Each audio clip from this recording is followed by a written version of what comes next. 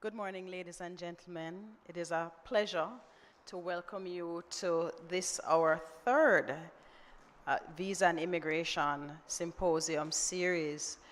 We have today some special guests with us from the U.S. Embassy here in Kingston. They will be introduced much later on. But I just wanted to start off by saying and introducing our team here from the Ministry of Culture, Gender, Entertainment, and Sport.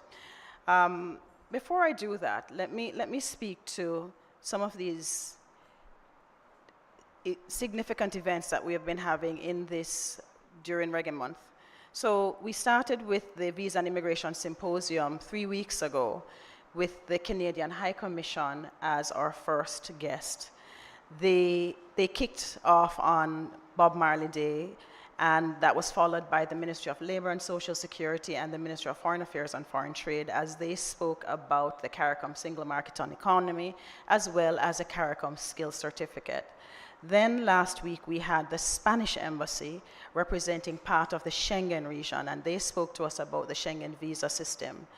And this week we are very, very pleased to welcome, as I said, the U.S. Embassy here in Kingston. Now, typically, the U.S. Embassy, the feedback that we have been having from the National Registry of Entertainment and Creative Industries practitioners here in the ministry is that the U.S. Embassy doesn't give a lot of trouble. The systems the processes are seamless, typically. There may be issues in relation to booking appointments, and there's some time lag in relation to perhaps work permits and the appointments and so on. But by and large, there is a great deal of transparency and access to the U.S. Embassy system. So I don't anticipate that we'll have a I anticipate that we'll have a very robust discussion, but I don't anticipate that it will be anything untoward that the members of the team will not be able to answer. My name, by the way, is Jillian Wilkinson McDaniel. I am the Principal Director of Entertainment Policy here in the ministry. And the entertainment branch is the force behind this symposium series, as we are the focal point for the National Registry of Entertainment and Creative Industries practitioners. And what that means is that we interface every day, every hour of the day with entertainment and creative practitioners here in Jamaica. And we are the ones who deal with the visa challenges, the immigration issues, as well as we register and provide visa attestation letters for entertainment, creative, and cultural practitioners. So as we get the opportunity to hear the issues facing the practitioners throughout the course of the morning, I know that David Johnson, I didn't introduce, I'm just dropping David's name now. David Johnson, who is consul and non-immigrant visa chief here in Kingston, he will provide great clarity for you. But as I said, he comes later down in the program, because before we get to that, we have a number of speakers, namely the Permanent Secretary, Mr. Dean Roy Bernard, the U.S. Ambassador, Mr. Nicholas Perry, and we have the Minister of Culture, Gender, Entertainment, and Sport, Olivia Babsy-Grange. So they are running a little late.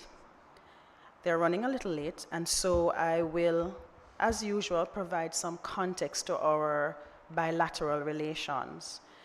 The U.S. and Jamaica established diplomatic relations on the 6th of August in 1962. Audrey Marks has been Jamaica's ambassador to the U.S. since September 2016, and the Consul General for Jamaica at New York is Miss Alison Roach Wilson, and she has been there since 2019. The Consul General for Jamaica in Miami is Mr. Oliver Mayer, and he has been there since 2018. Of course, as I said, our U.S. Ambassador to Jamaica is Mr. Noah Nicholas Perry, who became ambassador in 2022.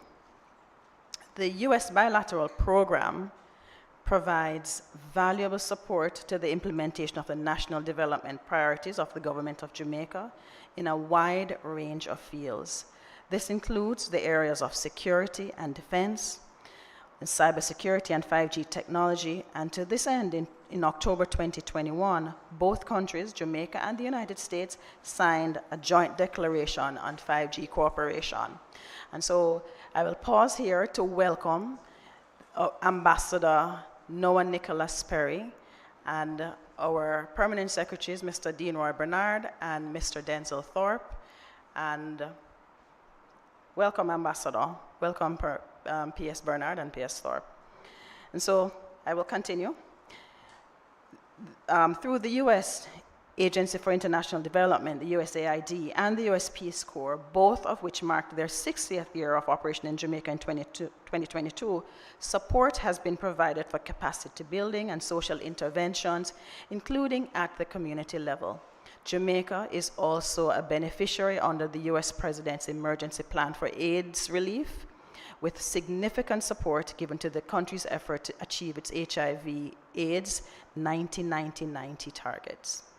In relation to U.S. investments in Jamaica, over the past decade, Jamaica has seen U.S. investment primarily in the energy sector, and there has been a working visit between PM Holness, Prime Minister Andrew Holness, to Washington in 2018, where there was a framework to strengthen infrastructure investment and energy cooperation between both governments. So this framework, which is non-binding, is aimed at facilitating technical assistance and various exchanges in support of investments in infrastructure and the development of the energy sector. So and this is just really scratches the surface in relation to the investments and the bilateral relations between both our countries, which has been long-standing and which we are a development partner. And so, without further ado, I am going to introduce Permanent Secretary Dean Roy Bernard to come to the podium.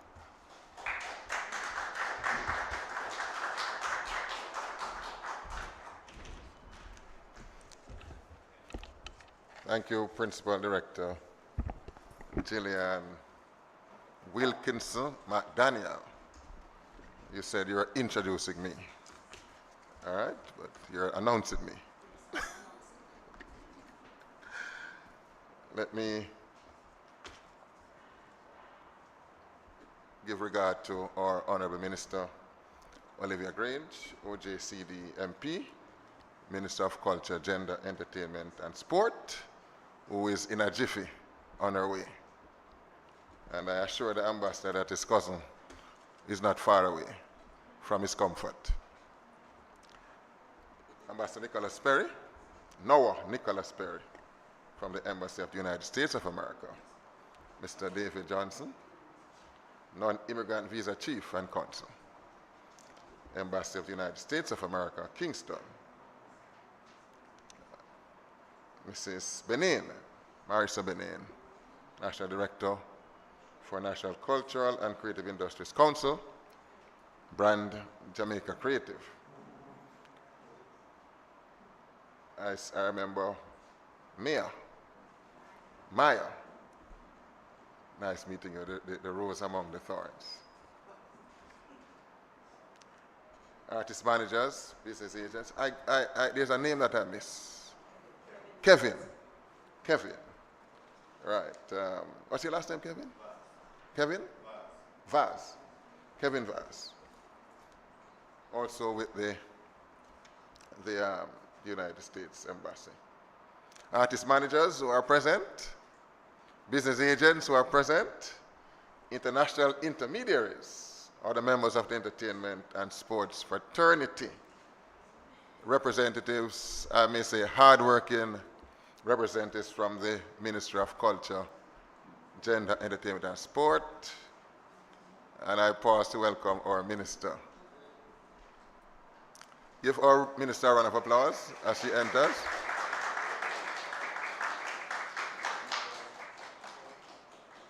Yes. Ladies and gentlemen, she looks good. You look good, Minister. You know, having come from the field, you're looking great. And we welcome you again. Members of the media, without whom this would not be possible and would not have the reach that we wanted to have. All our online guests, visitors, Distinguished ladies and gentlemen, all, good morning. Good morning. Tell me good morning, no man. Yes, good morning. It's a beautiful day.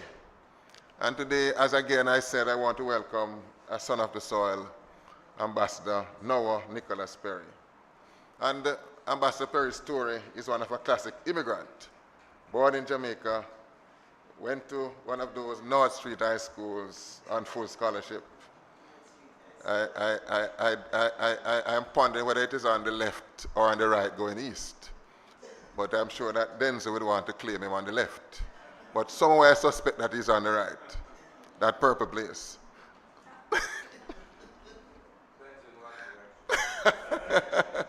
Well, I said east. So, you know, I think that you're on the right. He migrated some 53 years ago and served in the United States military. He's a military man. Attended college on the GI Bill, served in representational politics minister as a former New York State Assemblyman for the 58th District from 1992 until 2002. It's a long tenure. And was named ambassador to Jamaica in that same year. Ambassador Perry is the first person of Jamaican heritage to be United States ambassador to Jamaica. That should be a round of applause for that. And so we thank you, sir, for your presence here. This is your cousin ministry, your cousin's ministry. And as I usually say, it is the best ministry in the country and the #1 ministry where happiness, entertainment, culture. They're clapping, clap the ministry. Clap the ministry. And I say, as I always proudly say, I'm here 6 months. I'm here 6 months, only 6 months. And I was at the Ministry of Education before where I thought it was the best place until I came to Paradise. This is the best place. So as the morning progresses, ladies and gentlemen, you will listen to the presentation by Counsel and Visa Chief David Johnson as he provides information that will facilitate greater understanding of the U.S. visa and immigration process. It's important that we have this bridge so that our people, our sector, our entertainment sector, our cultural creatives also can be aware of how they can expand their horizons. And having attended some of these previous visa sessions, I know practitioners will be honest in stating the challenges they face when navigating the application system, especially accessing visa appointments, which can be a challenge. This interchange, we expect, will be useful for others who had similar questions, and it will be useful to tweak the frequently asked questions that provide clarity to real-time users of the visa portal. As I stated in the beginning of the series in February 6, my background in law gives me a different perspective when viewing visa and immigration matters. It is a recognition that entertainment and creative practitioners often face challenges in navigating the visa application process due to lack of information, lack of knowledge, lack of access to resources. Yet, there are those who sometimes try to break the rules, interestingly, and try to navigate the process for less than legitimate reasons. And this is one of the things that we want to cauterize. So our goals at this ministry are straightforward.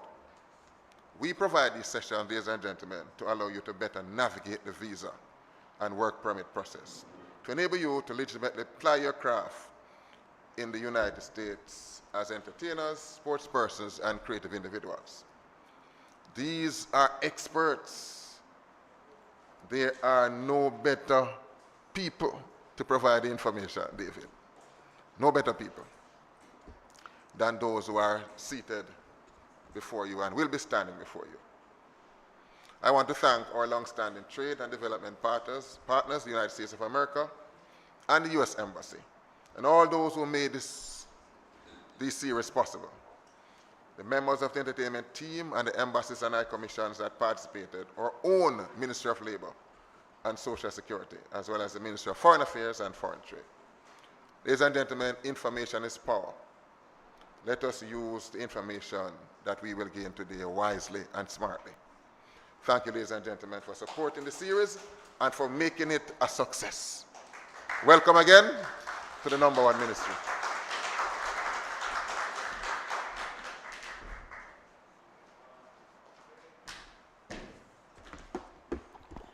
Thank you so very much, PS Dean Roy Bernard. The next speaker will be Ambassador Nick Perry, who, well, it turns out that P.S. Bernard said quite a bit of his biography that I have in front of me, but I will repeat it nonetheless. So, Ambassador, well, Nick Perry, Noah Nicholas Perry, Nick, he prefers to be called Nick Perry, was confirmed by the US Senate to be the ambassador to Jamaica on March 10, 2022. As P.S. Bernard indicated, he is the first person born in Jamaica to hold the position of ambassador. Nick Perry is a former New York State Assemblyman, and he represented the 58th District for 30 years. The 58th District includes parts of East Flatbush, Canarsie, Brownsville, and Crown Heights. Nick Perry was born and raised in Jamaica, the fourth of 5 sons in a family of 11 children.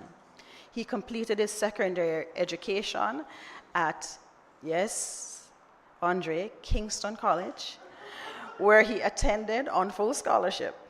He worked for the Bustamante Industrial Trade Union before departing for the United States in the summer of 1971.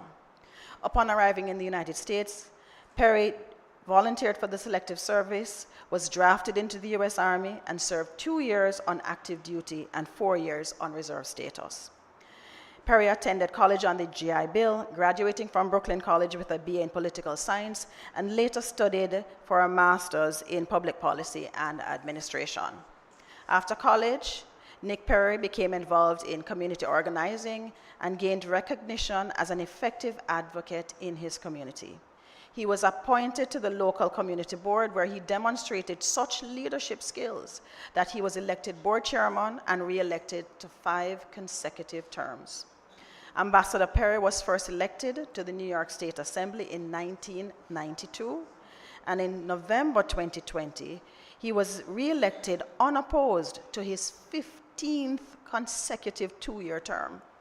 He was cited in New York media as the winner of all winners in the November 3 general election.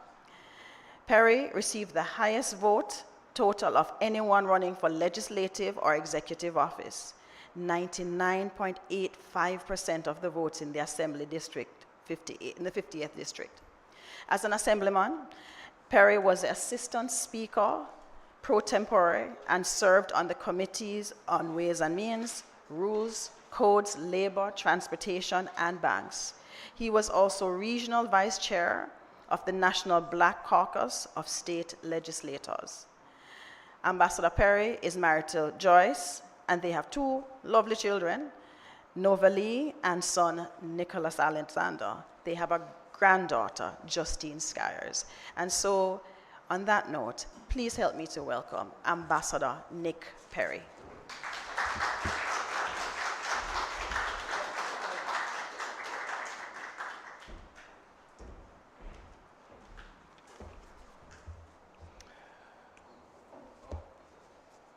Good morning. Just want to make sure that I was fully conscious of what time of the day it is. I know that a lot of folks here worked hard over the last couple of days, doing a lot of things, including voting. Yes, for some people that's hard to do. But in democracies like we have in the United States, we encourage citizens and we make it easy to vote and express your choice of who you wish to govern you. So congratulations to the winners. And as we engage with Jamaica, we offer our appreciation for the opportunity to be friends and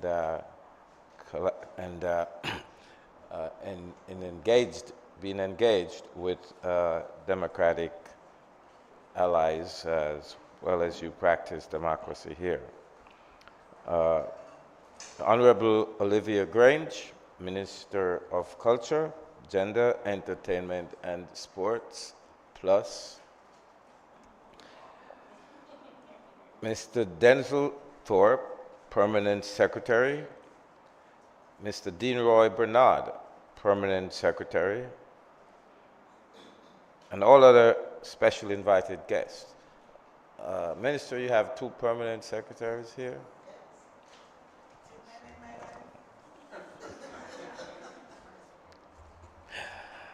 I think you deserve to have it's a very important ministry, and you're talking about culture, gender, entertainment, and sports. It's a very wide portfolio, and one I know you enjoy filling because of your background. It is a real pleasure to join you this morning, and I start by thanking Minister Grange for extending the invitation to our embassy to give me the opportunity to come representing the United States of America here. We are committed, very committed to, as a matter of fact, it is one of our top responsibilities, this commitment to facilitate legitimate travel to the United States, which you do through the visa process, a process that is fair and based on the same rigorous standards that the United States uses across the world. Caribbean visitors from nations in this part of the world that I call America's front yard are instrumental in building ties, and they bring enormous economic benefit to local communities and also between our countries. These visitors create a key sector of the U.S. economy, because not only Jamaica needs tourism and benefits from tourism, but so does the United States. Some of the industries that prosper or adds to our prosperity in the United States are dependent on the tourism industry. And we have the visa process to facilitate a robust and productive economic base that comes from travel. And there is a lot of in the interchange and interaction and the tourism. We focus a lot on Jamaican entertainment, the artists who travel to the United States and perform in the various shows with the light of the American diaspora, the Jamaican diaspora in the United States, many of whom are also U.S. citizenship, U.S. citizens, and make their contribution in that sphere. The United States and Jamaica maintain strong bonds of friendship, among which are the deep cultural exchanges between our two countries, due in large part to members of the large Jamaican diaspora, and in the United States that number reaches over 1 million, spread across all of the states. Visas for professional performers and athletes, estimated to be about 600 visas per year. From the 100,000 visas issued, I think there may be something wrong with that number. If it's if that it is, if that's what it is, then I'm sure we are working to increase that. The embassy also issues visas to tourists. We issue business visas and visas for athletes, for amateur entertainers. The impact of these visas on the lives of the individual travelers cannot be overstated. The value of what they bring, both culturally and economically, is quite significant. For instance, annually there are large events that attract thousands of participants from across the United States,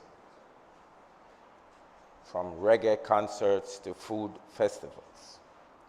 These events benefit both our countries with millions of dollars in annual spending and providing jobs in the United States, while also increasing the interest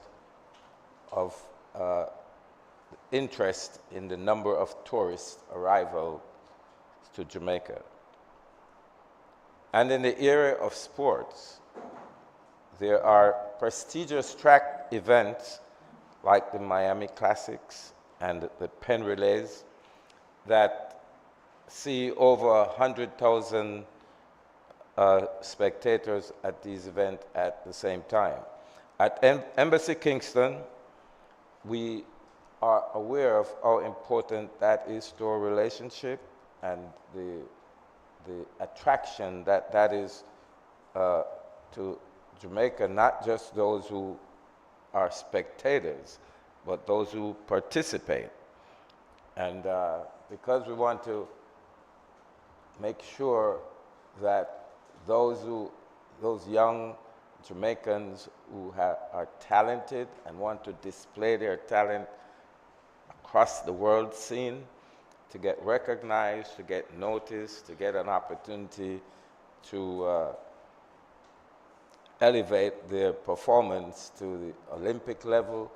The Penn Relays provide a good opportunity for that. And when I arrived, I was fortunate to have a very smart, experienced Consul General who came up with the idea to make it so much more easier for Jamaican aspiring Penn Relay contestants to get processed early enough to get to the event and be able to participate. Came up with the idea of a Penn Relay Day. And that was a very popular Saturday. I had the opportunity to participate in the first couple of weeks or days that I arrived here. I understand that almost every applicant for a visa was successful. We didn't have anybody being late because they had to wait. And so we're going to do that again this year.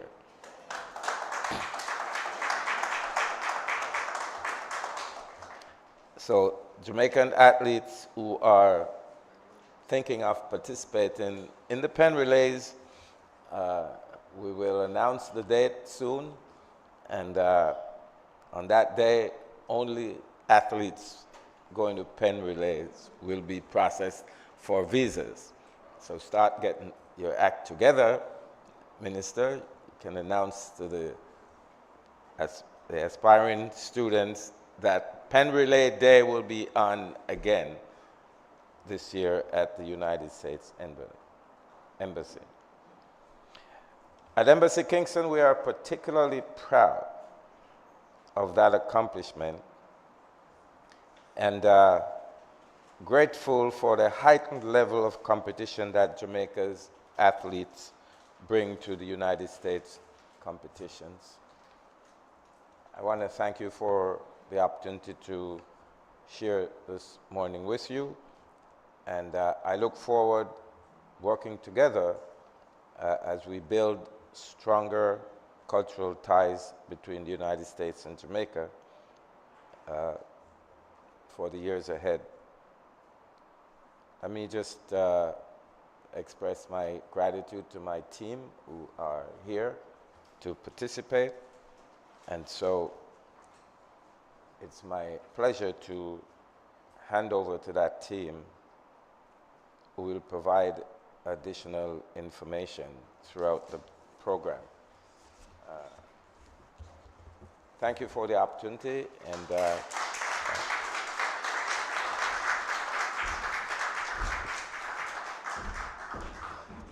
thank you so very much, Ambassador. Pen Relay Day, Saturdays, where Ambassador announced that the U.S. Embassy will facilitate those athletes who will have their visas processed. They are competing in the Pen Relays in Philadelphia, and so get out and get ready for that and plan early, as that's one of the main themes of all of these visa and immigration symposia, has been really the need for all of the applicants to plan early and to ensure that their applications are into the embassies, not just the U.S. Embassy, but the Spanish Embassy, the Canadian Embassy, and the British Embassy. So plan early, and Pen Relay Days, look out for it. So thank you so very much, Ambassador Nick Perry. Our next speaker is the Honorable Olivia Grange, who is the Minister of Culture, Gender, Entertainment, and Sport. Minister Grange, I typically, when we have these sessions, we typically don't do a bio on the minister. We just, because she's well known, but it is always good for us to be reminded of who Minister Grange is and what she has accomplished. So let me start. So the Honorable Olivia Grange has served as Member of Parliament for the constituency of Central St. Catherine since 1997, and is currently the longest serving woman MP in the House of Representatives. She was appointed Minister of Culture, Gender, Entertainment, and Sport in March 2016. Minister Grange's wide portfolio includes arts and culture, cultural and creative industries, entertainment and media arts, gender affairs, heritage, publications, that is legal deposits, national commemorative events, reparations, religious and faith-based organizations, and sport. And of course, I think the Prime Minister always calls Minister the Minister of Statues. Previously, Minister Grange served in the cabinet between 2007 and 2011 as Minister with responsibility for information, youth, sports, culture, women and gender affairs, entertainment, community development, and special projects. During this tenure, she led the development of the National Policy for Gender Equality, the Youth Entrepreneurship Policy, as well as the National Sports Policy of Jamaica. Ladies and gentlemen, please help me to welcome the Honorable Olivia Grange.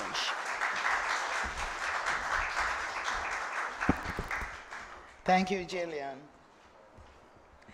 Well, I am sure you'll all understand why my voice is a little husky this morning. You do understand, right? But I had to be here this morning. I had to be here because Ambassador Perry found the time to be here, and he's here with his team.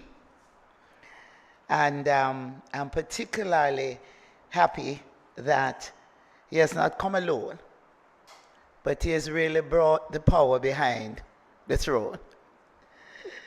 Because, you know, Ambassador Perry on his own, he can't just say, go do this or do that. There's a structure in place, and they're there to make sure that the right protocols are observed. So I just want to tell you all of that right now. So although Ambassador Perry is my cousin, it has nothing to do with it, okay?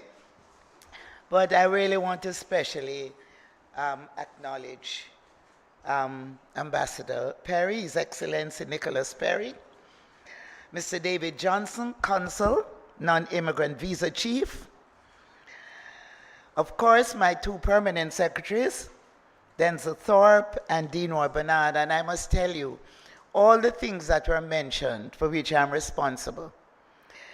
No one mentioned legacy projects. And legacy projects make up a very long list.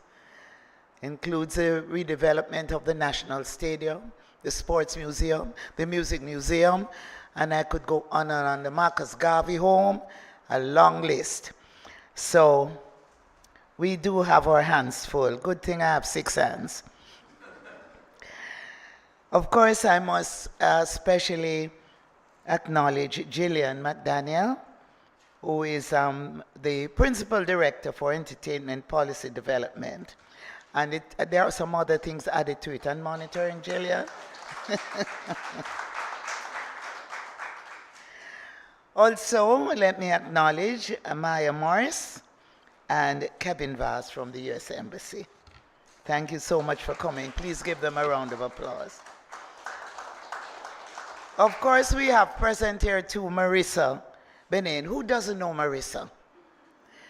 Marissa is the person, the go-to person if I can't handle it.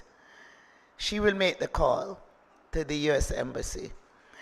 And I'm asking all of you, don't call her.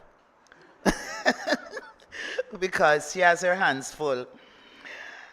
Of course, I want to welcome all the artist managers, the business agents, the international intermediaries, representatives from my ministry, and members of the entertainment and culture fraternity, and members of the media. And I should mention here that when we speak of culture, entertainment, and the creative sector, we also include sports, because we see sports as physical culture. So good morning. It is my pleasure to welcome you to the final in our Visa and Immigration series for Reggae Month 2024. The month has been very busy with the Bob Marley concert, the Jamaica Creative Expo, where we had over 2,000 young people from tertiary institutions and 6 forms of the high schools who have an interest in taking up careers in the creative sector. The Island Music Conference that saw music tourists from Australia, New Zealand, Canada, United States, Barbados, Zimbabwe, and a large delegation from our sister French island of Guadeloupe, among others. There's been a number of large, medium, and small events, including Lost in Time, hosted by Protégé, and Indignation Crew, and the crowd was massive. Hope Gardens, to the extent where I don't know if we'll be allowed to do another event in Hope Gardens. I hope no one from the U.S. Embassy lives in that area. Freddie Jackson's Valentine Show, the Jamaica Reggae Industry Association's Drum Festival this past weekend, and their ongoing Reggae University activities, also University of the West Indies, Reggae University, and other events across the island. It has been a full month. And we will end the month with our Reggae Gold Award ceremony and induction into the Jamaica Music Hall of Fame, which is on the 29th. So you're all invited. But I pause here to express condolences to the Morgan Heritage family on the passing of one of reggae music's great voices, young Peter Morgan. I had the pleasure of working with that group from they were, I should say, babies. Worked very close. In fact, their first record was produced by me.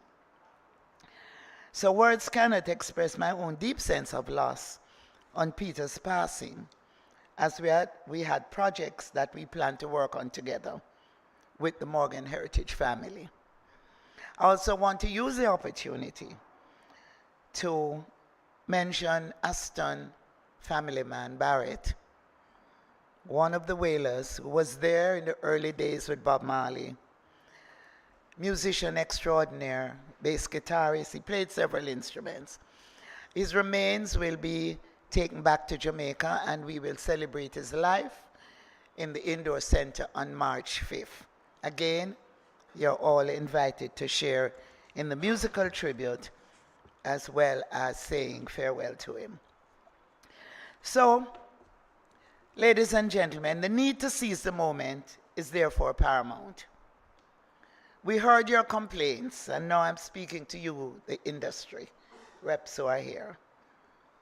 We heard your complaints regarding challenges being experienced with various embassies and high commissions issuing visas, and invited those same embassies and high commissions to provide information on their processes and how to access their services. Yes, you have complaints, and you feel that your complaints are justified. But they have complaints too, and they feel that their complaints are justified. So today is a day when you can express yourselves, of course, in a proper manner, and the officials from the embassies who are present here this morning will tell you exactly how it works. And we, as a ministry, will be your intermediary.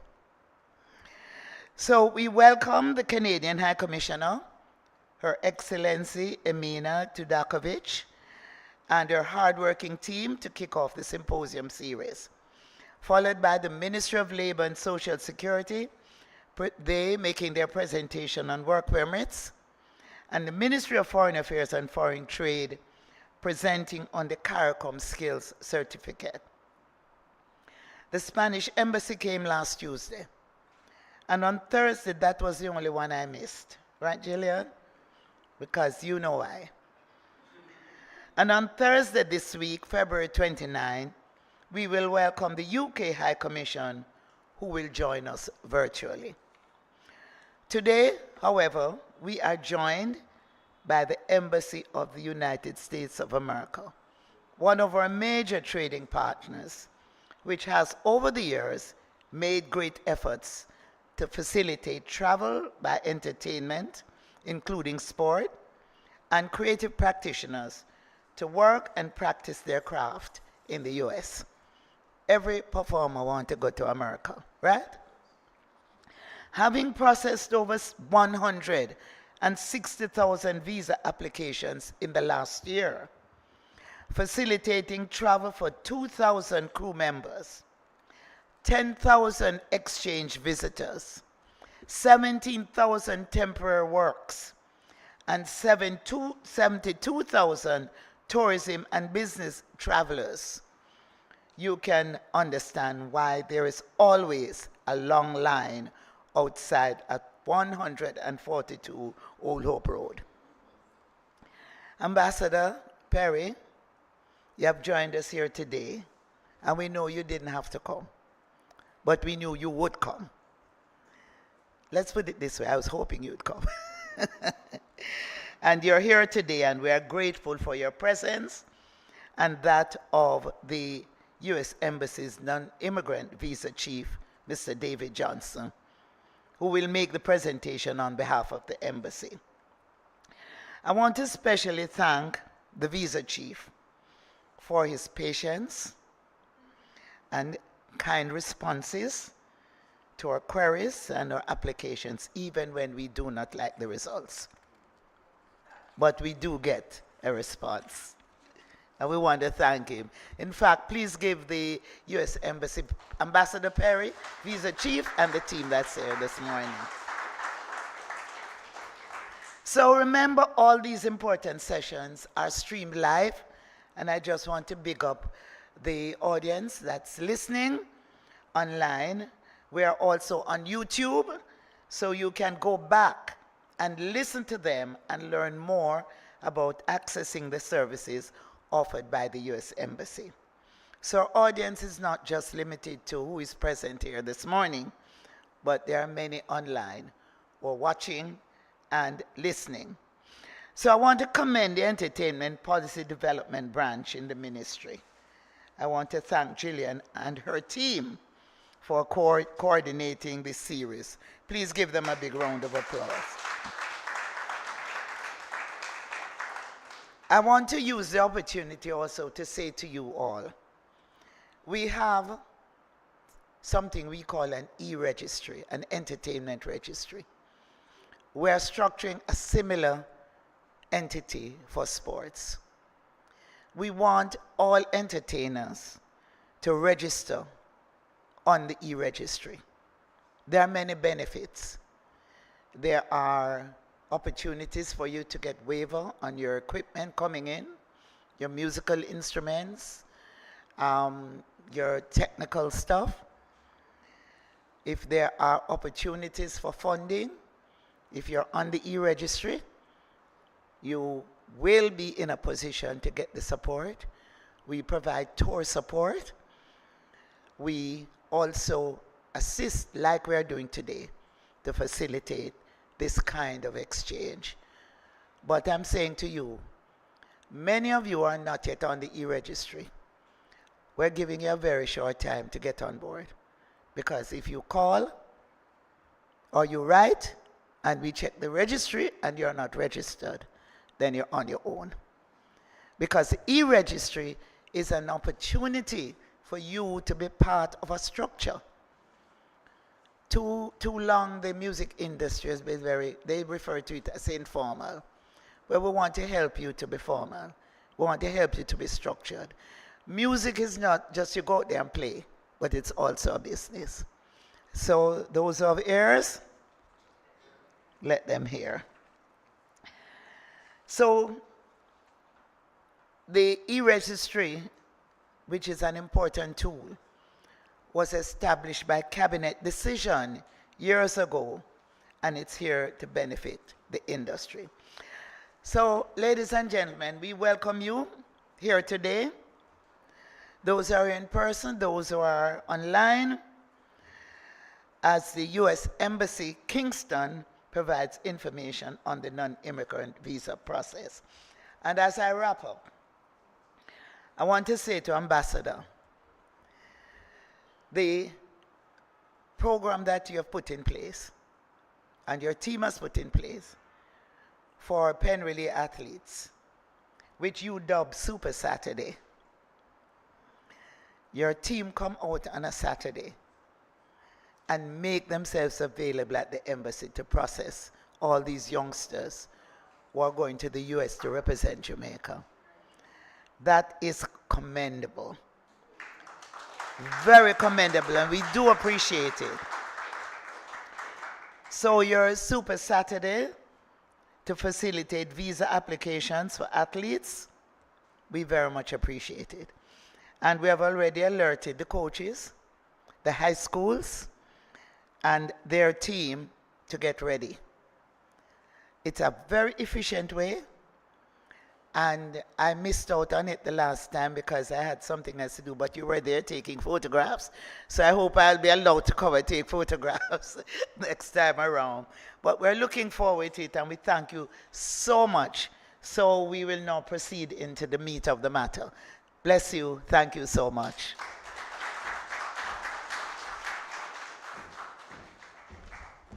Thank you, Minister Grange. Thank you. So as Minister said, we'll get down to the nitty-gritty.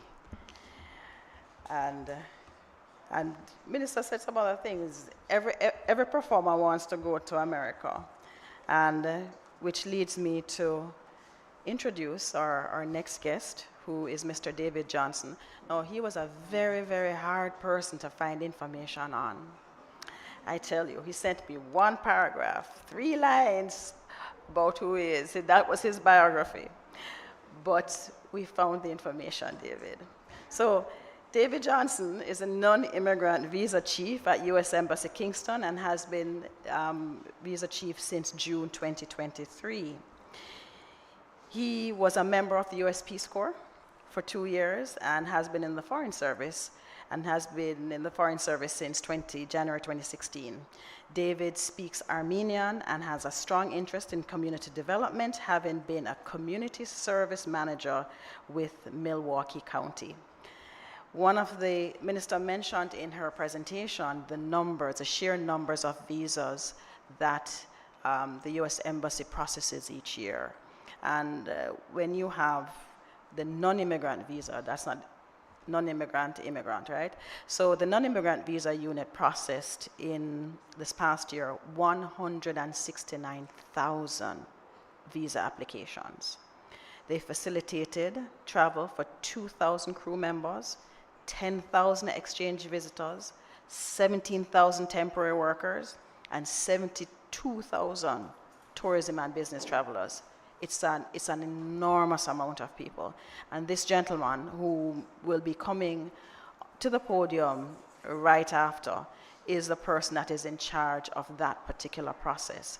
So ladies and gentlemen, I'm going to ask you to help me to welcome Mr. David Johnson, Consul and Non-Immigrant Visa Chief at the U.S. Embassy, Kingston.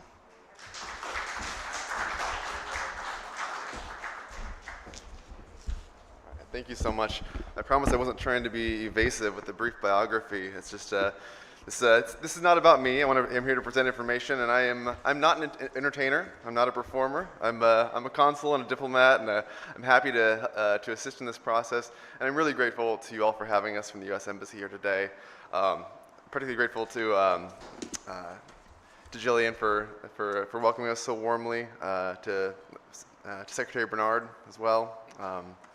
To Marissa for your efficient communications with us all, to Minister Grange, obviously it's been a pleasure communicating with you by email, which I'm pleased to hear has been satisfying, if not always to the end result that you would wish. But it's nice to finally meet you in person.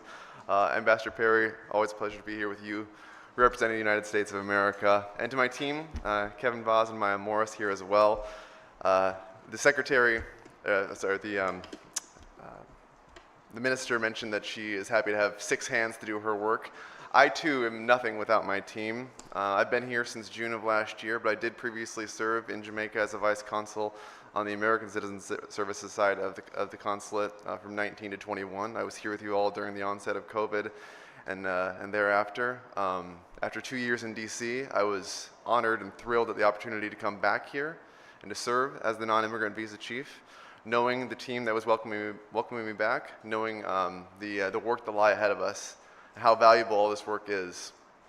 The ambassador spoke eloquently about the cultural and economic exchange between our two countries, how valuable the H-2 temporary worker program is to the U.S. and to Jamaican workers and their families back here, how valuable the J-1 summer work travel program is, and of course how valuable the entertainment and athletic visas that we issue are as well. The ambassador was not wrong in the number he cited, actually. The O and P visa category is only about 600 to 700 visa issuances per year, but the impact of those visas and the impact of that cultural export and that cultural exchange with the United States is invaluable, and it's incalculable, and it's disproportionate to that number, of course. We issue tens of thousands of tourist visas in a year, but the value of the entertainment and the raising the level of our athletic competitions, raising awareness of Jamaica's artistry and culture in the United States is it's incalculable, and it's one of the things that brought me back here. Is I'm just thrilled to be part of this culture and to bring my family here and to work with this team.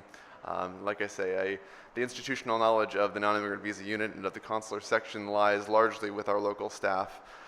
We as consular officers and diplomats rotate through every few years. I get the rare opportunity to come back for a couple of years to tack on to my previous time here, but the team there, most of them have been there for 5, 10, 15 years. So when we're answering your questions by email or by phone, or the minister writes and asks about a certain case, I'm usually asking them how I should be responding or what our protocol is for this. So this is all to say that I'm thrilled to be here, thrilled to provide this information.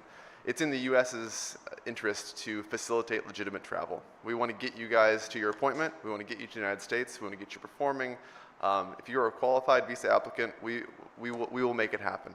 All right. And I know that in the past there have been delays in appointment availability and things like that. I'm happy to say that those delays are behind us. We have visa appointment availability within 30 days for virtually every visa class.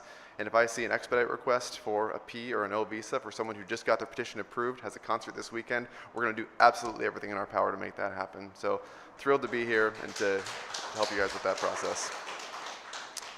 So our objectives today, overview of non-immigrant visas generally. I'm going to race through some of this information at the pace of our Penn Relays athletes to get to our Q&A in the end, because I think that we'll get some more robust conversation out of that.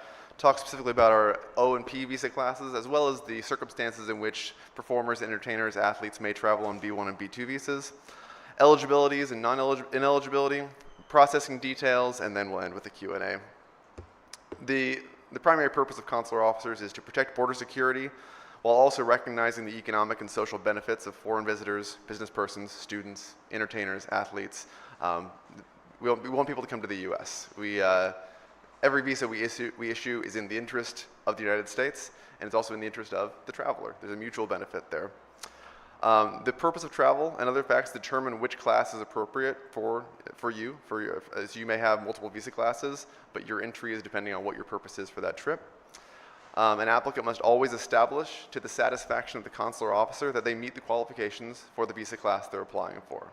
If you come and you're applying for a B1, B2 visa, but you say you're going to perform concerts at Madison Square Garden, we're going to help you find the right path because you've chosen the wrong visa class, but we'll get you there. So a U.S. visa, I want to distinguish between a visa and your admission, because there are two different agencies at play here. The Department of State issues visas. The Department of Homeland Security and Customs and Border Protection, they're the ones who actually let you in and tell you how long you can stay for. So the visa is the document saying that you've presented to a consular officer that you meet the qualifications for admission. You're presenting that visa when you get to the border to a different agency, to Customs and Border Protection, which is not part of the Department of State. They're looking at that visa, they're asking you questions about your purpose of travel, how long you're staying, and then they're going to grant you admission. The visa gives you the right to ask for that permission to enter. In most cases, one follows the other, right? In most cases, you present your visa and you're going to be admitted. But once we've issued you the visa, that part of the process is largely out of our hands, and we've done all we can to attest to your qualifications, and CBP then has the authority to admit and for what period of time. Homeland Security is also responsible for any adjustments of status. Once you're in the U.S., the embassy no longer has a part in your extending your stay, getting a new petition, getting if you're an O1 visa recipient and you're working on one petition, if you get a new petition, we're not going to have a part in that process anymore. Your stay will be extended by Homeland Security and not by us. But we'll get into that in more detail later. I want to speak to some of the common visa classes. We'll start with the ones that are least relevant to you and then work our way up to entertainers, all right? So temporary workers we've spoken about, huge value to the U.S. economy. It keeps our food supply chain moving along. It keeps prices low. It sends remittances back to Jamaica. It's a tremendously important visa class, both for us and for you. It's one of the reasons I came back. We're entering our high H2A and H2B season now. Most of these come in by interview waiver. Most times these workers don't need to come to the embassy for any reason. In the rare cases that they do, we get them in there as quickly as possible. So about 17,000 of those are issued every year. Exchange visitors, this includes summer work travel, a huge visa class for Jamaica. We're on track to be the third highest issuer of summer work travel visas worldwide, behind just I think Dominican Republic and Peru, maybe. Anyways, I'm trying to get us up to number 2, I promise. We're getting there. But these are college students who are full-time college students who spend their summer working as lifeguards, amusement parks, housekeeping, things like that, just to get to know the American public, to get some work experience, and to bring some money back home to pay for college. The exchange visitor program also includes lots of teachers serving in underserved communities in the American South, especially Georgia, North Carolina, South Carolina. Tremendous opportunity for teachers to develop their professional bona fides, as well as serve a school in need in the U.S., mutual benefit. Crew members, we issue about 2,000 of those per year. With the resurgent cruise industry, this is a very important visa class. I'm always making visa appointments available for C1D crew members for cruise ships, as well as for airlines. Students, again, lower numbers of those, but still very important. Lots of students, going to university in Florida and elsewhere. Track athletes, things like that on scholarship. We get those in and out as quickly as possible. And then officials and diplomats, of course. There are A and G visas, less relevant to this group, but we serve those without interview, the need for interview. And that gets us down to our O and P visas and also B1, B2. So B1, B2 is by far our largest visa class. The vast majority, the lion's share of applicants that we see every day, the line that you see outside the embassy every morning, those are mostly B1, B2 applicants.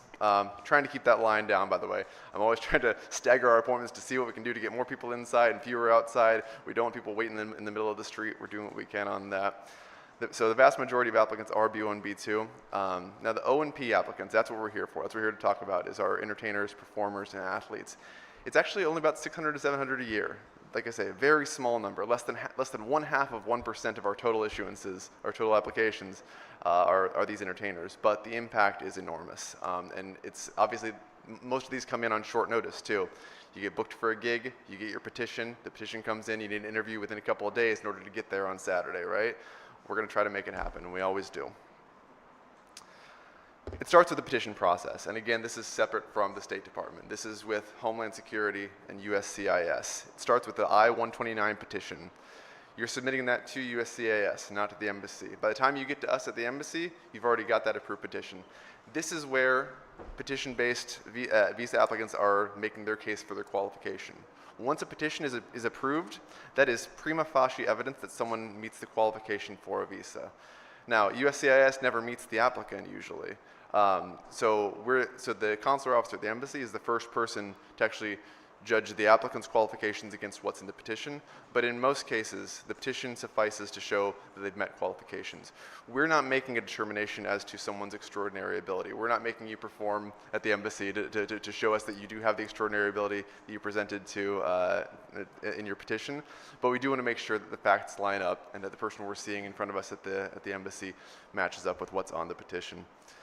So petition approval is the first thing. Once approved, you schedule your appointment and come to us. Now we'll get to the visa classes. O is probably the one that's most familiar to you, but P is the P performers are much more common visa class for us. The O visa is for persons with extraordinary ability or achievements in science, arts, education, business, etc. The requirement is to be one of the small percentage who have risen to the top of the field. These are uncommon, and it takes a lot to demonstrate that in the petition process. You're demonstrating that, again, to USCIS, not to the embassy. They may come back and ask for more information, for more indications of your publications if you're a scientist, more of your awards if you're an athlete, more of your concert bookings or nominations or awards or album sales if you're an artist or entertainer. But you're demonstrating that in the petition approval process. You're expected to be working in the area of your extraordinary ability, but not necessarily doing something that would require extraordinary ability. That is to say, if someone is an O1 extraordinary entertainer and they're going to perform a concert, well, I could perform a concert too, but it doesn't require extraordinary ability to do that. It just means that you have the ability and you're doing the thing that is related to that ability. No one wants to see me perform a concert, by the way. So I want to talk a little bit about visa validity versus petition validity. The visa validity, based on reciprocity between our governments, is an O1 can be issued for, I believe, up to 60 months, but the petition's only valid for 36 months at a maximum to begin with. Now, the visa being valid for that long means that while you're in the US, you could get a new petition possibly, but I want to distinguish between the period you're admitted for and what your visa is valid for. If your visa says it's valid for 36 months, but CBP says, well, your concert ends 25 months from now, so that's when your visa is going to be, that's when you're admitted until, the CBP determination of your admission is binding. So the visa validity, it may be valid for a trip later on.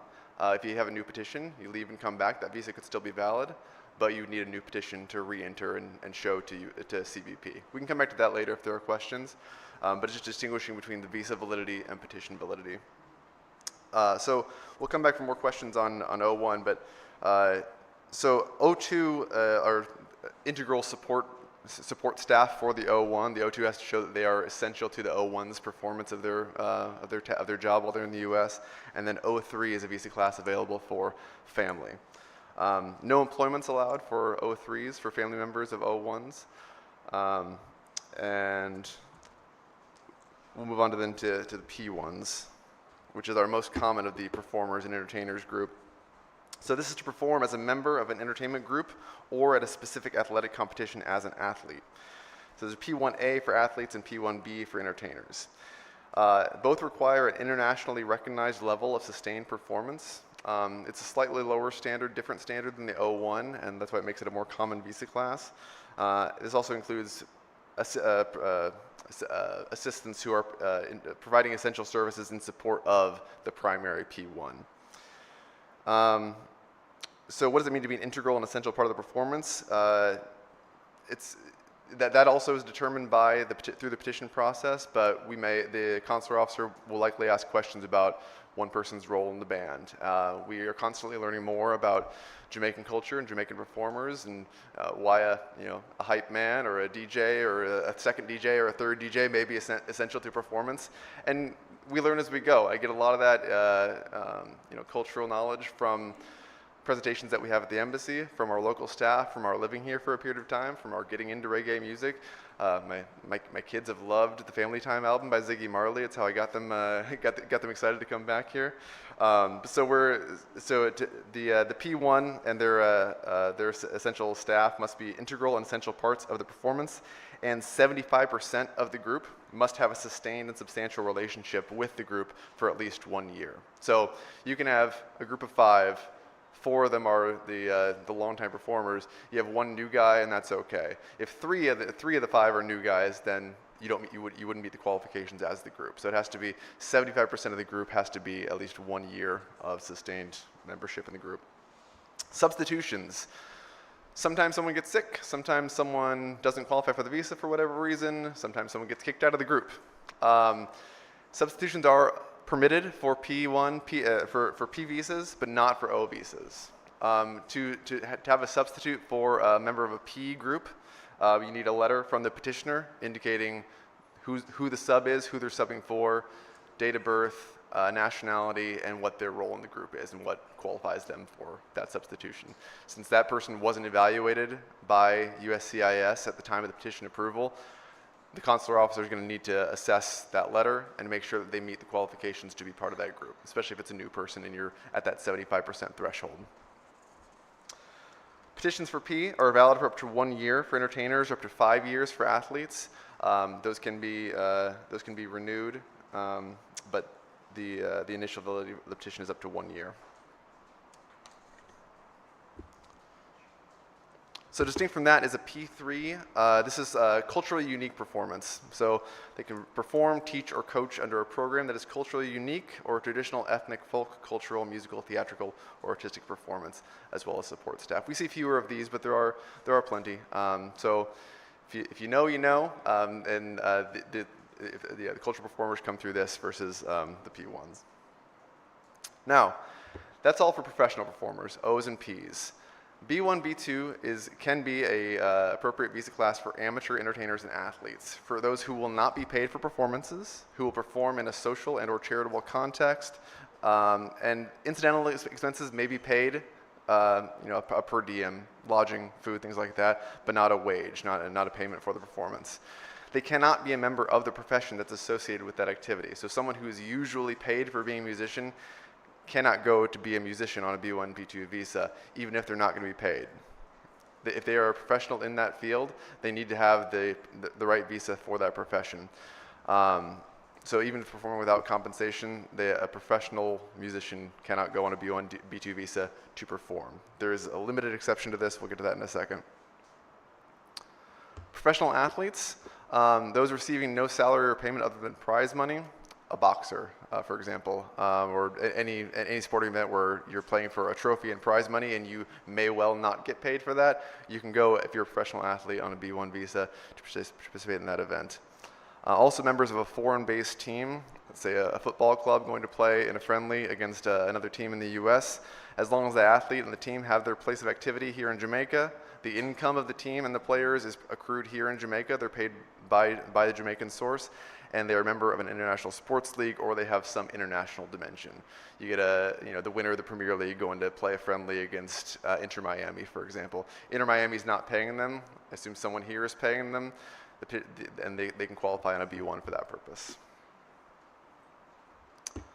So it's not appropriate, B1, B2 is not appropriate for a professional entertainer who seeks to perform services except This is rare. We don't see this very often. Participants in cultural programs where they are sponsored by the sending country, Jamaica. They'll be performing before a non-paying audience. Again, that's rare. People want to pay to see Jamaicans perform in the U.S. And all expenses are covered by the Jamaican government or the host country's government. So this is a rare exception for a professional to go to the U.S. on a B1B2 visa to perform. In most cases, a professional musician, professional entertainer is going to need to have the right professional employment visa class of an O or a P. Again, other exceptions here are participants in international competitions for which there is no payment other than prize and expenses. An example here might be someone going to compete on, a TV talent show, The Voice, America's Got Talent, whatever, American Idol. If you're going for that and the only money you get paid would be the hotel they're putting you up in and prize money if you win, that's acceptable on a B1, B2 visa. But if not, if you're getting paid for other performances while you're there. Still photographers are also allowed. Musicians using recording facilities is an acceptable use of a B1, B2 visa as long as there's no US distribution or public performance. And also artists not under contract with a US employer who are not intending regular US sales of their artwork. This is like painting artwork. So a review of what we've gone through so far. The B1, B2 visa doesn't require any prerequisite documentation. Most people who show up there have their passport, who show up at the embassy that is, have their passport, their DS-160 confirmation page, we'll get into that in a second, and that's all. They might have a letter of invitation from a friend in the US, but we're seldom going to look at that. Most of what we need to see is in the application form and gathered through the interview.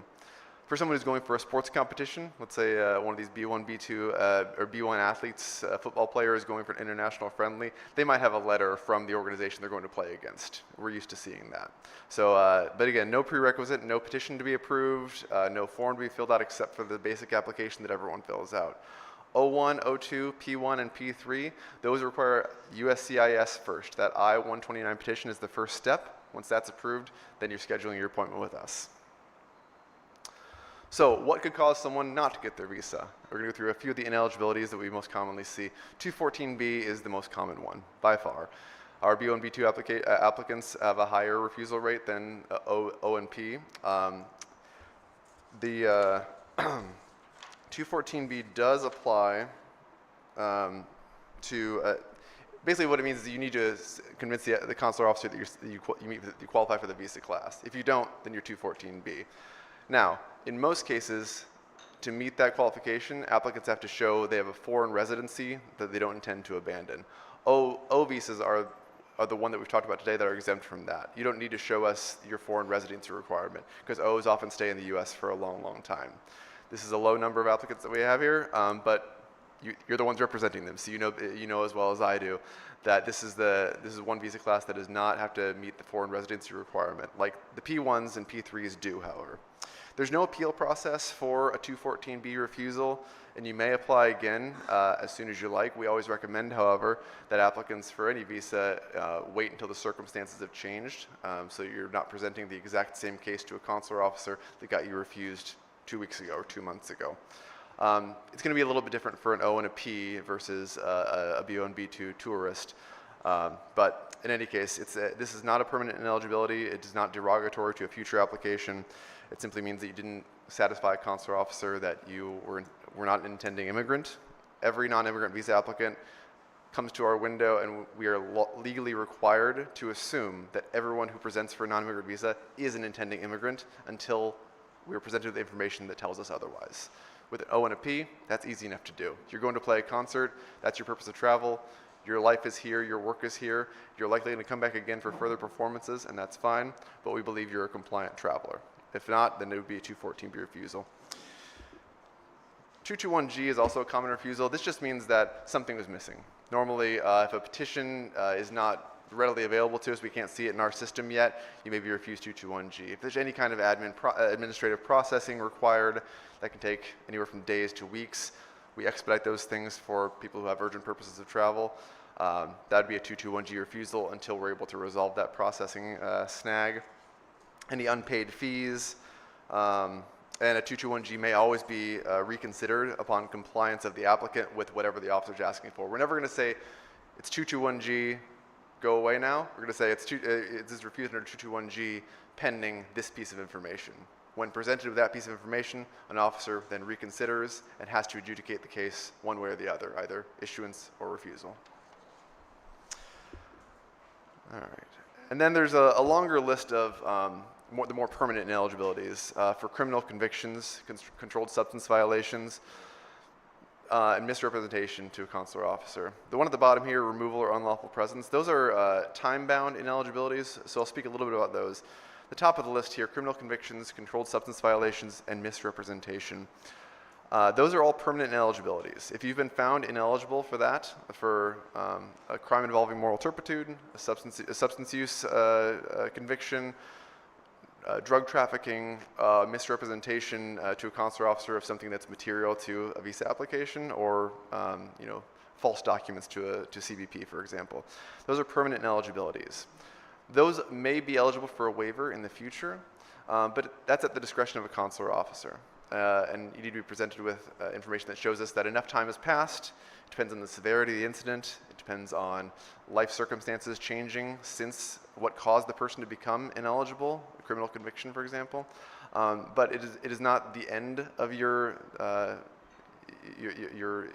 possible travel to the United States, but it does present an impediment that needs to be overcome by your presentation to a consular officer of why you'd qualify for a waiver of those things.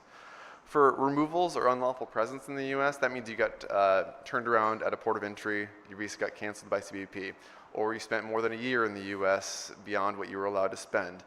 There are certain time frames then that prevent you from reapplying or being readmitted to the U.S. Once those time frames have expired, you're no longer ineligible to that section. Waivers can be available for those as well.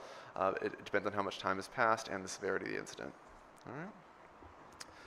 I want to demystify the visa process for you a little bit. There are a few steps here. I think they're fairly straightforward, and obviously 800 people a day are going through them and getting to our front door, and so I think it's working somewhat, but I want to make sure that any questions that remain unanswered get answered today. The first step is completing the application. You can't do anything without a completed DS-160 application form. This is available online. I'm going to show you the many ways to reach that. You pay a fee and schedule the interview appointment online. That's actually a separate website, but it's all linked from the same place. You can find it fairly easily enough. Waiver of interview is available in some cases for renewal of a B1, B2 visa, for example. You'll be prompted based on the questions that you answer during the scheduling process. You'll be prompted either to schedule your interview if it's required, or just to submit your documents right to us through the courier. We love it when you can do it without coming to see us. We love to see you, of course. It's always great to interview you, to have a chat, but we can move faster, and you can move faster if you just submit your documents, and we can approve visas that way. Expedited scheduling and processing is available for urgent travel. Many of our performers are traveling urgently, right? Like I say, you have concert scheduled for Saturday. If I see an expedite request in our queue today, the sooner you get that in there, the better. So as soon as you have that approved petition, make the application, get online to schedule the appointment. The first appointment available might be 30 days from now, but schedule that appointment and then request an expedite for the earlier appointment that you need. We'll see it right away. We're checking these every single day, almost without exception, and approving those sometimes for next day, or in very urgent travel, same day interviews. It takes us about at least a day to print the visa, usually. Sometimes we can move faster. Sometimes it takes 2 days. Give yourself as much time as you possibly can before you have to travel. And we discourage you from buying plane tickets until you have the visa in hand, of course. But if you can afford the change fees, then that's up to you, and it's at your discretion. But we're not guaranteeing any travel. Giving you an expedited appointment does not guarantee visa approval. It just guarantees you a spot to talk to us. All right. So, like I say, appointments are available in every visa category right now within 30 days. Up to 10 applicants can be scheduled through a single account in our appointment scheduling website. So if a manager has 9 band members, put them all in that same account, schedule them all for the same time slot. If there's not enough spots available in that time slot, we're going to make it work for you, okay? In your expedite request, give me as much information as you possibly can about when you're intending to fly, how many are applying, and things like that. Here's where you find the DS-160. Lots of places. Just Google it. If you Google DS-160, the first thing there is us. From travel.state.gov there, down in the bottom left, you can find links to the DS-160 online non-immigrant visa application. On the right side there, that's what it looks like when you follow that link. So you're going to put in Jamaica as your location, put in that little code there to show that you're an actual human. You need to scan a clear photo to your application. If you come to us, you have urgent travel, but you bring us a bad photo, we're gonna have a problem. We're gonna have to send you out to get a photo and you come back again. It delays you by an hour, a day. Make sure you follow the instructions on the photo requirements and everything. You put all correct information in the DS-160 so that we don't get hung up on wrong information or a bad photo. Here's what the expedite request looks like. You're in your account here on the appointment scheduling webpage. Many of you have seen this before, I hope. All right, go to group actions, go down there to request expedite, the highlighted thing there. Boom, give me as much information as you can. Tell me why we're expediting it. Tell me when you're traveling. We're gonna try to get you guys in as quickly as possible. And I'm not gonna guarantee we're issuing a visa, of course, because we can't do that. But I am gonna tell you, we'll get you into CS as soon as possible. And if qualified, we can move that along really quickly and have you come back and pick up your visa, the next day if you're qualified. Now, visa resources, the best information, the most up-to-date information is always going to be at these two places. Travel.state.gov, that's worldwide information, but you can filter down into your visa class and into Kingston-specific information. Also, the embassy's website here, jm.usembassy.gov/visas. That's going to take you to the application instructions that I just went through. Also, we're communicating in a new way now. So in the past, you would have emailed kingstonniv@state.gov. You can still email that address, but you're going to get an auto reply that directs you to this visa navigator that answers a lot of our most frequently asked questions pretty directly and leads you to those expedite instructions, most of the guidance that you need. If you get to a point in Navigator where your question is still not answered, it's going to tell you then how to email Kingston NIV with the right subject line so that we see it and we see it urgently, okay? So don't be afraid of the Visa Navigator. The regular email address is going to be a slower process, but if you go to that Navigator, it's going to give you the fastest possible guidance, all right? And here we are at the end. Like I say, I am so thrilled to be back in Jamaica. I'm thrilled to be talking to this esteemed audience in the headquarters of some of Jamaica's greatest national treasures and greatest exports. Your music, your sports, your culture is something that has drawn myself and a lot of the American diplomats here and come to love this place. We want to facilitate legitimate travel. Obviously, there are going to be times that we can't always say yes, and there are going to be reasons for ineligibilities.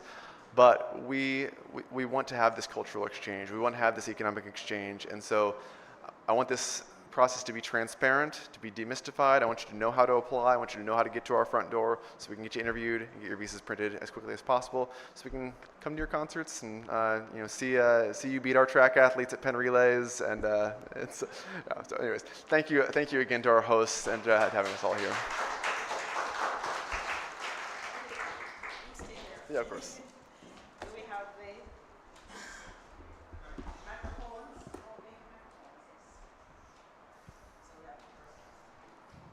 Good morning.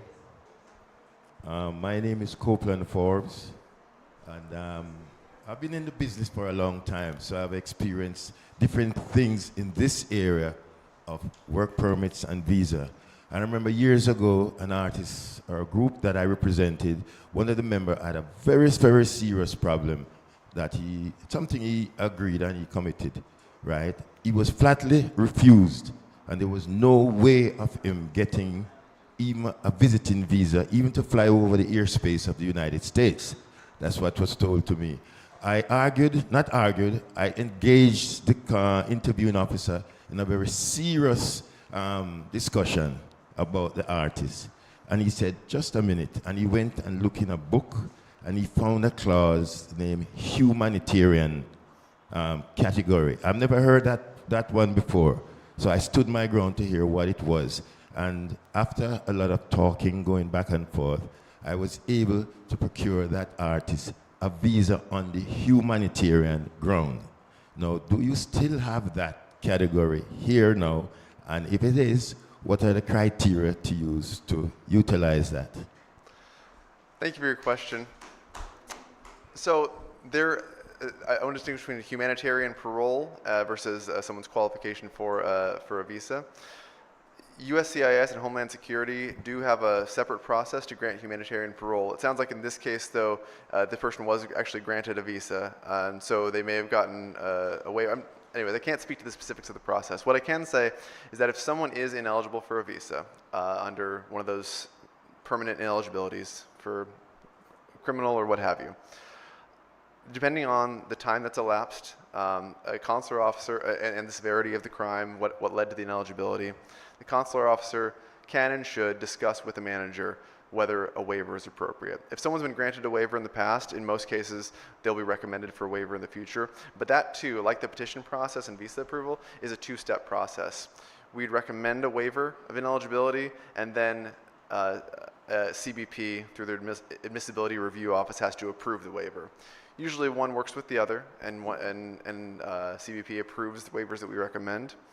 But it's going to come down to the discretion of a consular officer.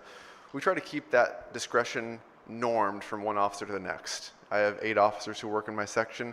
I also adjudicate visas myself. We want the experience for each visa applicant to be the same regardless of who they're meeting. We don't want you to meet one grouchy consular officer one day and try again 2 days later and have a different experience. We're trying to keep things consistent so that the application of the law is standard, so that the expectation is clear and that the process is transparent. So I can't speak to what would have happened so many years ago, but what I can say is that if someone was found ineligible for a visa and then later that was reconsidered, that was likely done in consultation between the consular officer and their manager about whether a waiver was appropriate and about whether a limitation on the visa for a certain purpose or for a certain period of time was appropriate. Like I said, we know that mistakes or crimes that someone's committed in the past, someone's life can change significantly over the period of 10, 15, 20, 30 years. And so that's all taken into consideration when looking at someone's eligibility for a waiver of ineligibility. The exception is 214B. Obviously, if someone doesn't satisfy a consular officer that they qualify or that they don't have immigrant intent, then they won't. I want to bid farewell to Mr. Ambassador. Thank you so much for joining us. Sorry, one second.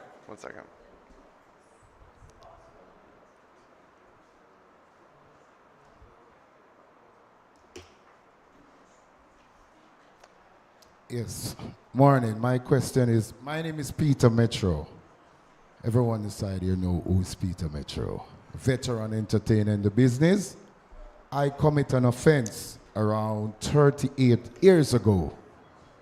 I have a fraudulent passport and it was taken from me at the US Embassy. I applied for a visa and I got, but it was about 6 months, and then I go back now to renew my visa, or another work permit came into that same name, which was a fraud name.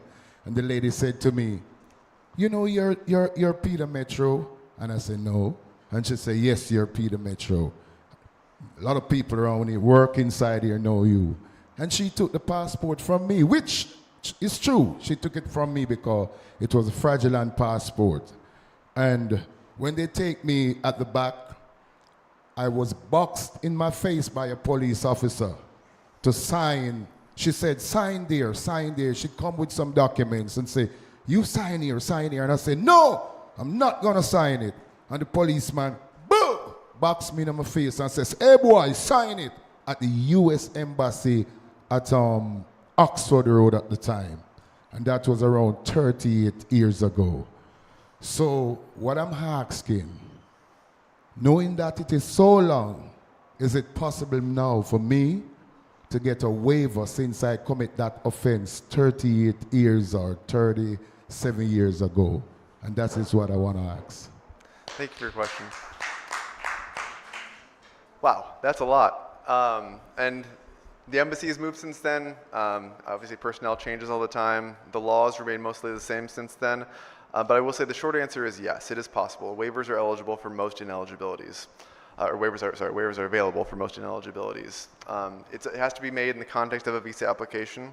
So, like I say, nothing happens without that DS-160 application that we then see that a consular officer is going to review.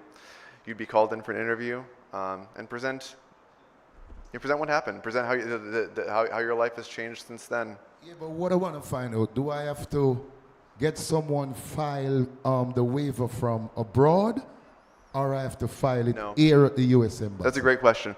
For immigrant visas, the waiver process does start with the applicant, but for the non-immigrant process, the waiver process starts at the interview. So the consular officer is the one who requests that waiver. There's nothing that you need to do ahead of time. People spend a lot of money on very well-qualified and high-powered lawyers who present them with waiver documents they bring to the interview. That is not how it starts, and I won't dissuade you from engaging an attorney for your concerns, but I'll tell you that is not required and is not part of the process. A waiver can only be recommended by a consular officer. Okay, so that's all that you need to do at first is start the process with the application, come to the interview, and then in that discussion with the consular officer, they'll assess your qualification, and they're the ones who would make the recommendation for a waiver. Okay, thank you very much. You're very welcome. Yeah.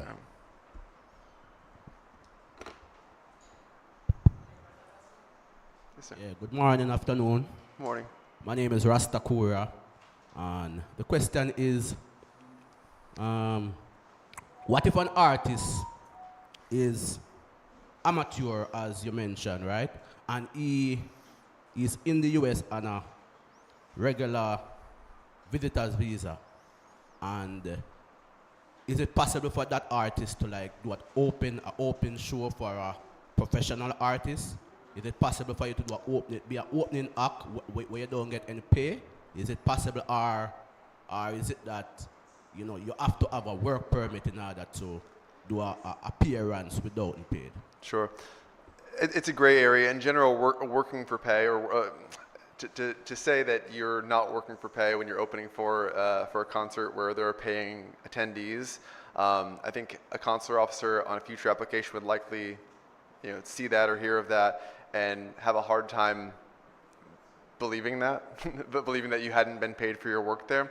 Now, people play and sing for money, for no money all the time in the U.S. Or for change on the street or something. But in general, work on a B1, B2 visa is not permitted in any form. You can't be paid for labor in any form in the U.S. If you're in the U.S. and you're opening for an act that is a professional, but to say that you're not a professional, a member of that profession,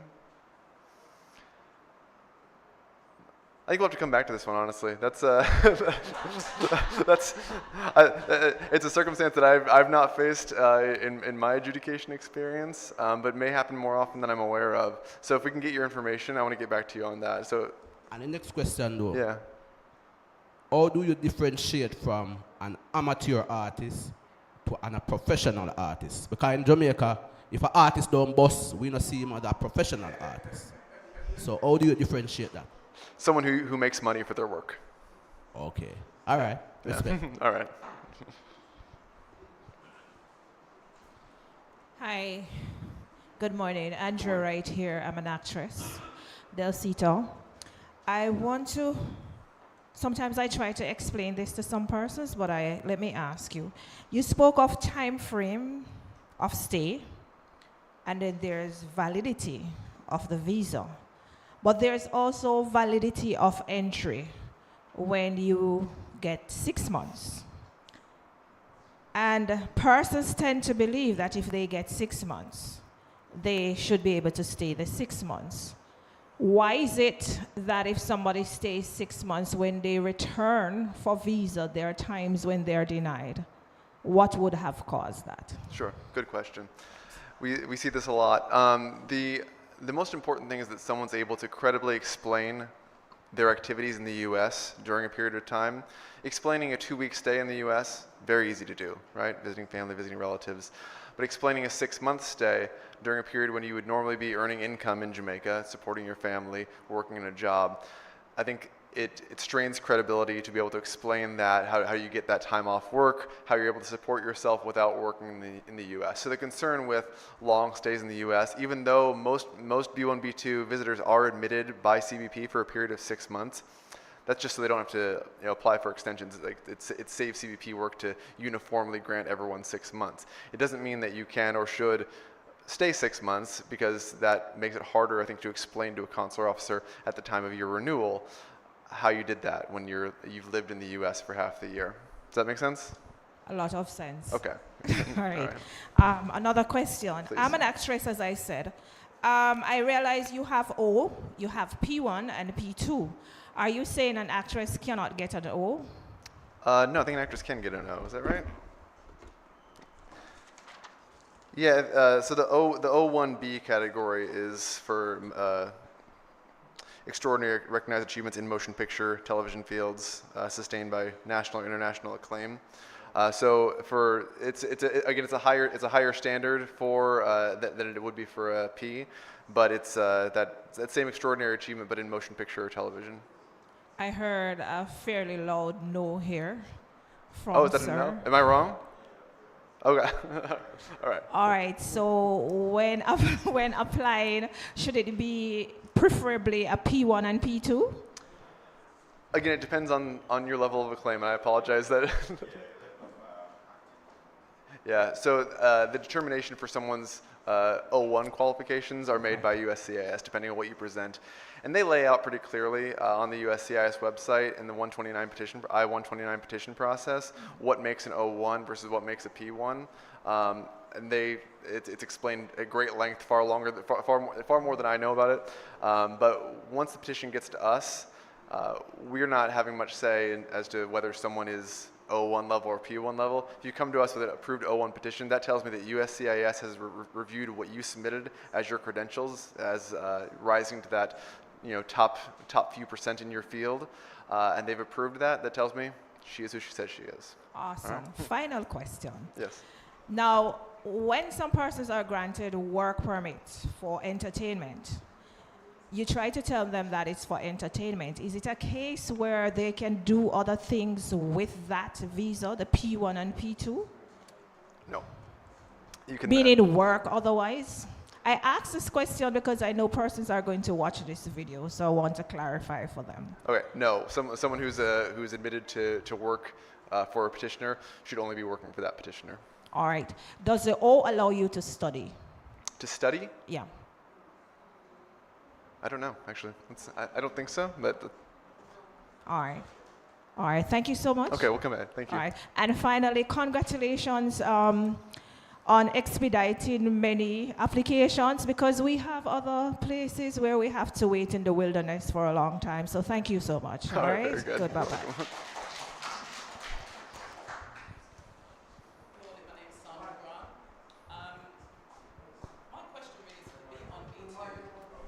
Hello, can you hear me?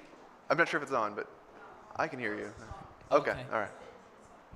All right, so my question is for the B1, B2 applications. I have clients that go in, all their paperwork, D160 completed, showing work, everything that they do, and they get asked one question and then refused. You don't qualify at this time, or you don't have enough ties. How is that worked out, considering there's no paperwork submitted? For instance, with the other embassies, you have to submit the paperwork to show your ties, show how it is that you live, where you work. When you do the application, complete it, and then you submit it, and then somebody's refused just basically because they don't have enough ties or they don't qualify at this time, what qualifies you? Sure. Consular officers are trained to process a lot of information in a short amount of time. Most of the information that we're using to make a determination is in the application itself, is in the DS-160. And so when someone's presenting for an interview, an officer is reviewing that information, the totality of what's in their application, along with any prior applications, whether it be a refusal or an issuance, and aligning that with what they're seeing at the window. So while I doubt it's only one question, though it's not impossible. Normally, we're able to get we're only asking questions about the information that we need clarified or that is not present in the DS-160. So, for example, if someone cites one place of employment and then there's a gap from that employment to their college education, we may ask the question, "What were you doing from this period of time?" "Who do you live with?" is not captured in the application, so that's a common question. It varies from applicant to and visa class, but the officers are well trained and they see hundreds of UMD2 applications a day, And so they're able to gather just the pieces that they need from a handful of questions and clarifications to sort of narrow the focus and to establish whether someone overcomes the presumption of immigrant intent or not. So, Thank you. Sure. Greetings. First, I want to thank Minister and Marissa and team for having these symposiums, and it's very important. I have two questions relating to O visas. I do notice that the requirements speak to most times in order to get for a certain period that you have contracts covering this period. Frankly, there are not a lot of acts in the business that will get contracts that are 3 years ahead, sometimes even 1 year ahead. And I know in the case of some of the more established artists that we work with record company contracts and working with major booking agency help. But what else can we use for those who are not fortunate enough to have a US company that can vouch for them, and that what else can be used to generate a visa for that time period outside of actual contracts for specific dates in 2027, for example? The visa can only be issued for the period of time that the petition is valid for. And so if you have a petitioner who's willing to sponsor you for that first year, for an O, for someone who can't get a full 3-year petition, it does leave the door open for extensions for a new petition while a performer is in the U.S. Once you're there, once you're in the U.S., then the action is with USCIS and Homeland Security. The visa is valid and you are in the U.S. already. You can get an extension of stay, even beyond the validity of the visa, possibly, because Homeland Security is the one who's in charge of how long you're able to stay for. But the decision that the U.S. Embassy is going to make is going to be based on whatever the petition says at the time you're applying.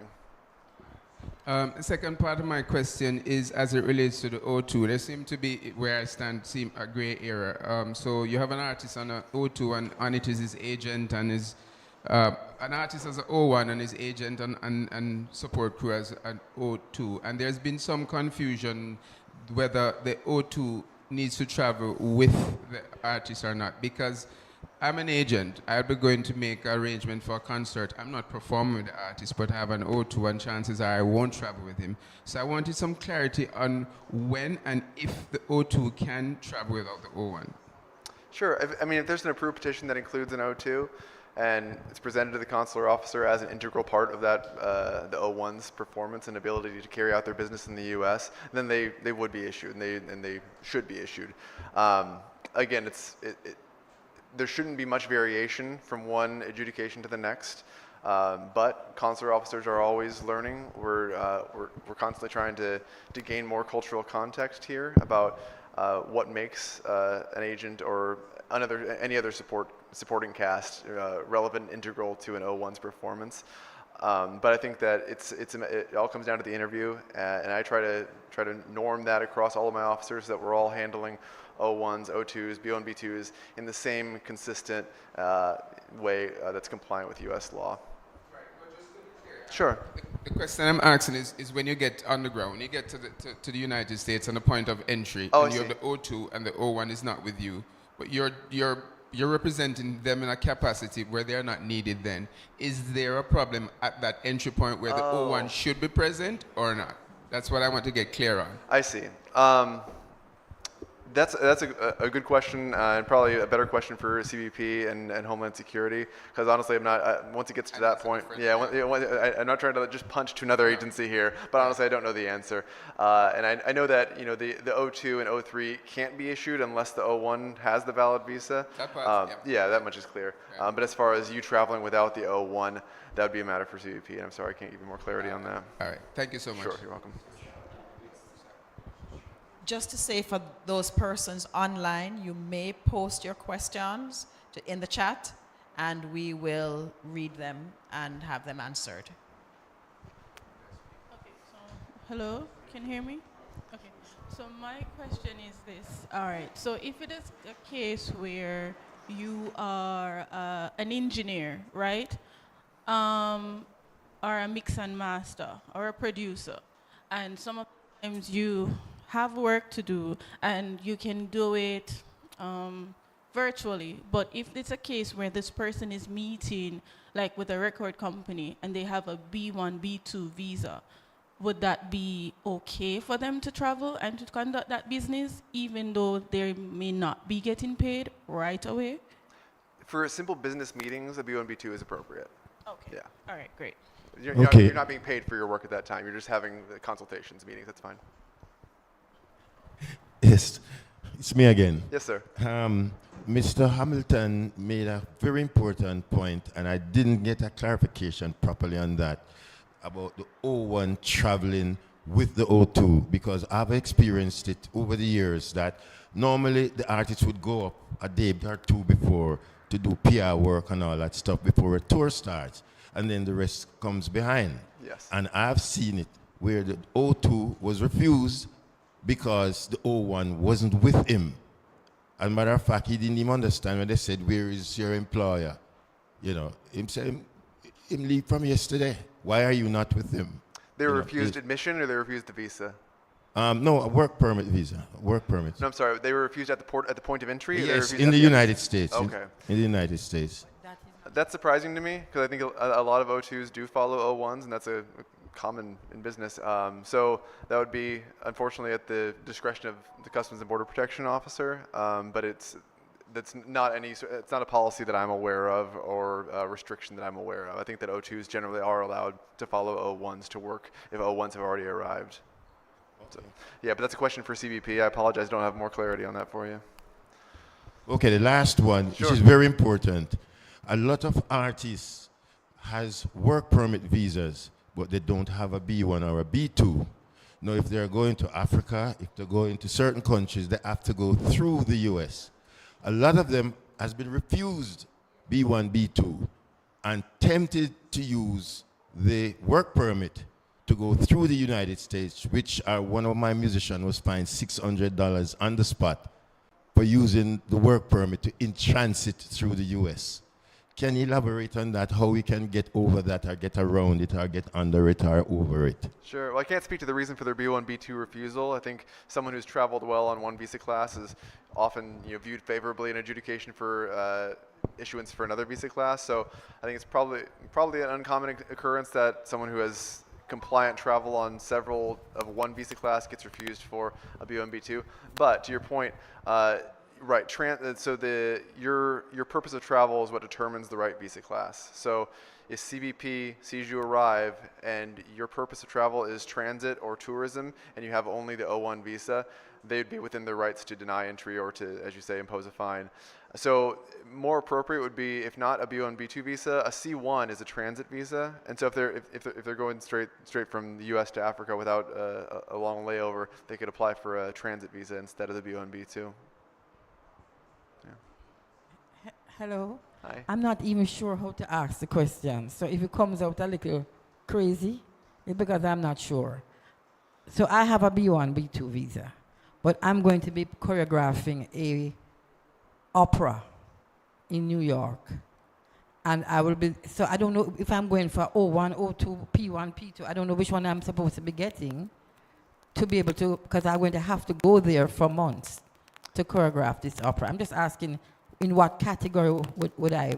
Sure. It sounds like a P1 to me. I don't know. Still a B1? P1. A P1. Yeah. B and Yeah. P getting mixed up now. Okay. Okay, so it sounds like a P1. Yeah. Okay, so thank you. look on the USCIS website and the Yes, I I-129 will. petition. Look for that category. I think that's probably appropriate. Okay, thank you. You're welcome.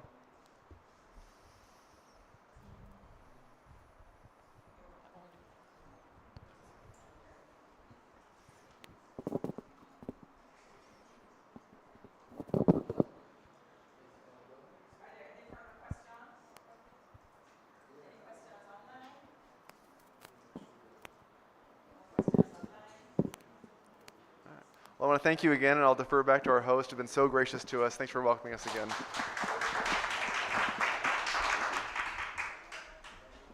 David Johnson and the team from the U.S. Embassy Kingston, Mr. Kevin Vaz and Miss Maya Morris, thank you so very much. It has been enlightening. Please join me in thanking them. And so, ladies and gentlemen, we're at the end of the third symposium series. We'll be back here on Thursday for the UK High Commission, who will join us virtually. Yes, Yes, they will join us virtually, and we look forward to seeing all of you here on Thursday. So thank you once again, U.S. Embassy Kingston. Please join us. I have been your moderator, Gillian Wilkinson McDaniel, and please enjoy all the activities remaining in Reggae Month. Thank you for our viewers online.